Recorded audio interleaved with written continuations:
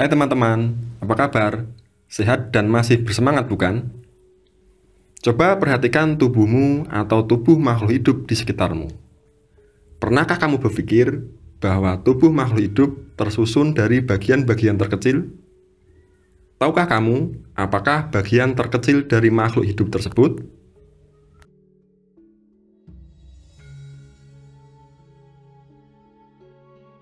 Bagian terkecil dari makhluk hidup yang masih dapat melaksanakan fungsi-fungsi kehidupan dinamakan sel.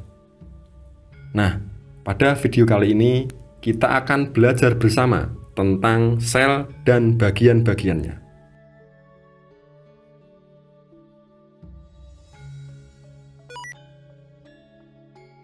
Sel adalah unit struktural dan fungsional terkecil dari makhluk hidup. Sebagai unit struktural, berarti sel merupakan penyusun dasar dari tubuh makhluk hidup. Adapun sebagai unit fungsional, berarti sel dapat melakukan fungsi-fungsi kehidupan. Ukuran sel sangat kecil sehingga tidak dapat dilihat atau diamati secara langsung. Untuk melakukan pengamatan terhadap sel, dibutuhkan alat bantu yaitu mikroskop. Meskipun berada pada tingkat paling rendah dalam hierarki organisasi kehidupan, sel masih mampu menjalankan semua fungsi kehidupan, seperti melakukan proses metabolisme, mengalami pertumbuhan, hingga perkembangan. Secara umum, struktur sebuah sel dari luar ke dalam terdiri atas membran sel, sitoplasma, dan inti sel. Selain itu, khusus pada tumbuhan, selnya memiliki dinding sel. Mari kita bahas satu persatu bagian-bagian sel tersebut. Bagian sel yang pertama adalah dinding sel.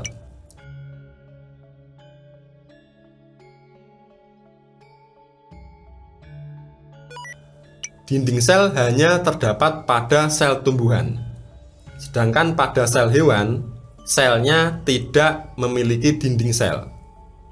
Dinding sel membuat sel tumbuhan lebih kaku dan lebih kuat jika dibandingkan dengan sel hewan. Dinding sel terbuat dari bahan selulosa sehingga masih bisa dilewati air dan zat-zat yang terlarut di dalamnya. Bagian sel yang kedua adalah membran plasma.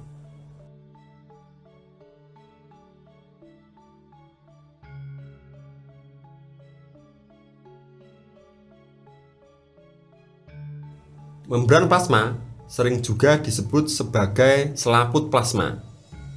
Pada sel hewan dan manusia, membran plasma merupakan lapisan yang paling luar.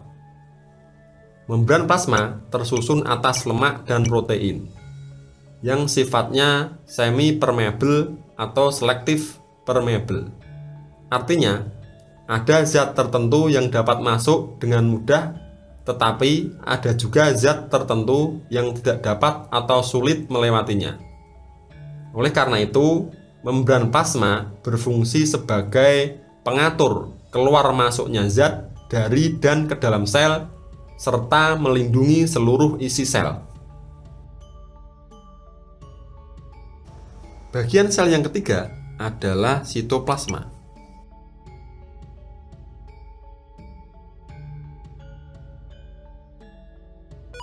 Sitoplasma tersusun atas air dan bahan-bahan seperti karbohidrat, lemak, protein, mineral, dan vitamin. Selain itu, dalam sitoplasma terdapat organ-organ berukuran kecil yang disebut sebagai organel sel.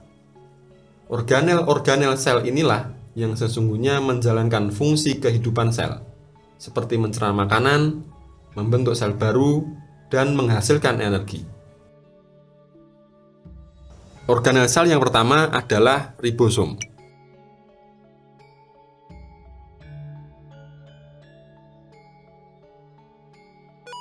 Ribosom merupakan organel sel yang berfungsi sebagai tempat sintesa protein. Ribosom dapat ditemukan bebas di dalam sitoplasma maupun menempel pada retikulum endoplasma.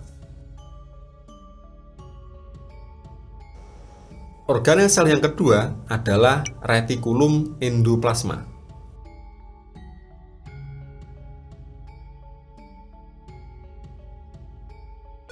Ada dua macam retikulum endoplasma, yaitu retikulum endoplasma kasar dan retikulum endoplasma halus.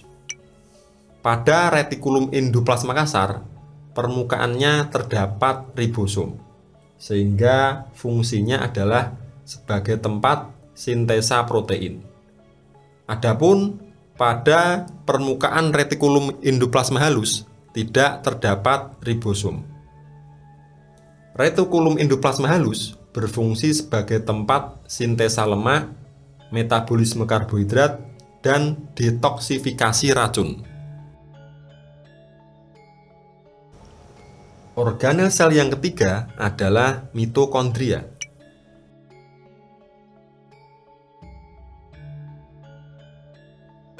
Struktur mitokondria terdiri atas dua lapis membran, yaitu membran luar dan membran dalam.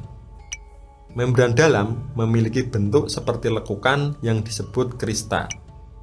Fungsi mitokondria adalah sebagai tempat respirasi atau pernapasan aerob dan menghasilkan energi.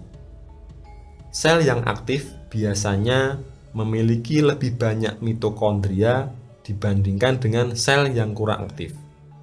Contoh sel yang aktif adalah sel-sel otot. Organel sel yang keempat adalah badan Golgi.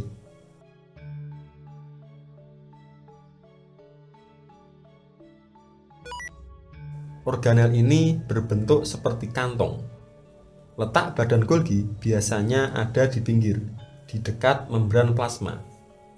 Fungsi badan Golgi adalah memodifikasi, mengemas, hingga menyortir molekul yang ada di dalam sel, kemudian mentransformasikannya di dalam sel itu sendiri.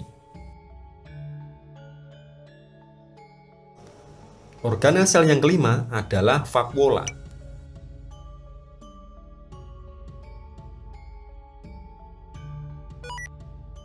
Organel ini umumnya lebih banyak ditemukan pada sel tumbuhan, sedangkan pada sel hewan jarang ditemukan.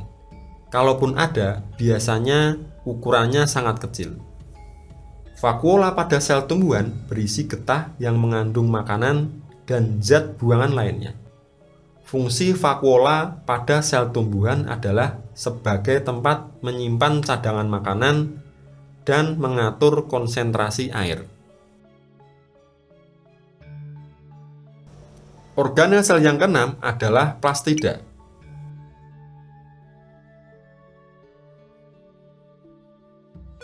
Plastida hanya ditemukan pada sel tumbuhan. Ada beberapa macam plastida. Plastida yang mengandung klorofil disebut kloroplas. Fungsi kloroplas adalah membantu proses fotosintesis dengan cara memanfaatkan cahaya matahari untuk membuat makanan. Adapun plastida yang mengandung pigmen warna disebut kromoplas. Misalnya memberi warna pada bunga. Organel sel yang ketujuh adalah lisosom.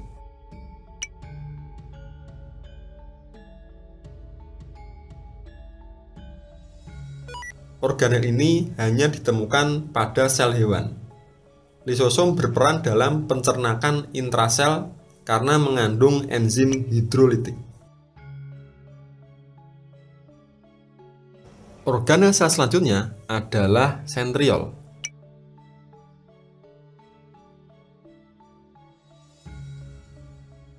Sentriol merupakan perkembangan dari sentrosom. Sentriol ini hanya ditemukan pada sel hewan. Organel ini berperan penting dalam pembelahan sel atau reproduksi sel. Nah, itulah organel-organel sel yang terdapat dalam sitoplasma. Lalu, bagaimana dengan inti sel?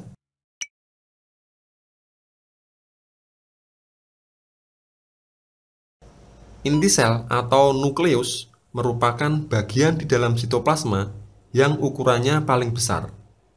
Inti sel ini berfungsi mengatur seluruh kegiatan sel. Selain itu, di dalam inti sel terdapat kromosom yang di dalamnya mengandung gen. Gen ini berperan dalam pewarisan sifat dari induk kepada keturunannya.